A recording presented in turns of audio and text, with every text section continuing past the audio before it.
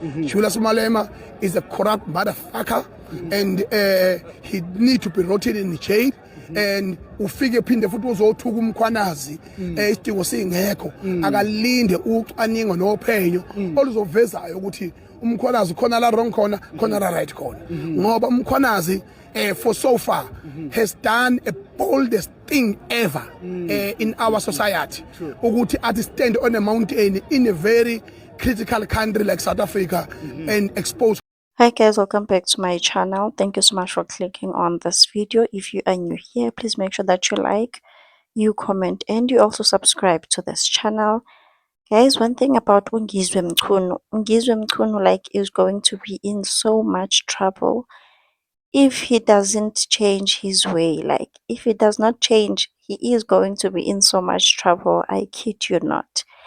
He is always getting into trouble with what he says, with all the things that he says. Like, I don't know if uyacabanga na before talking. I don't know if maybe he does think about the things that he says. Because Sana, this guy has been talking bad about Tusomizi. This guy has been talking bad about a lot of people, you know, including Julius Malema. So Julius Malema filed for a defamation case. Like Velinji was, you know what, I'm not gonna let this slide. I am filing for defamation of character.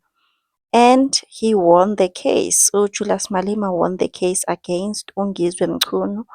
So now Ungizwe Mchunu is going to be paying the legal fees that occurred during that period of that defamation of character, I mean. So it is not stated how much is that, but I hope he learns a lesson. Like I hope this is a learning curve for him, because Sana, you can't just go around saying things about people just like that. It's really not Ayoba. Like it's really, and it's going to damage his reputation also. Because Sana, who wants to be associated with someone who just talks without thinking, who is talking bad about celebrities, Abosomizi, even Somizi is not in good terms with Ungizwe Mchunu because of this thing of him just talking the way he wants to, you know. So I'm glad that Mr. Julius Malema took action against him, because you can't just let someone walk all over you just like that. And I hope it's a learning curve also to other people, because Sana, hey, guningi, and it keeps on getting guningi. Yeah. And Ungizwe Mchunu, his home was burnt to ashes. Sana, he has a lot of enemies now because of the tongue.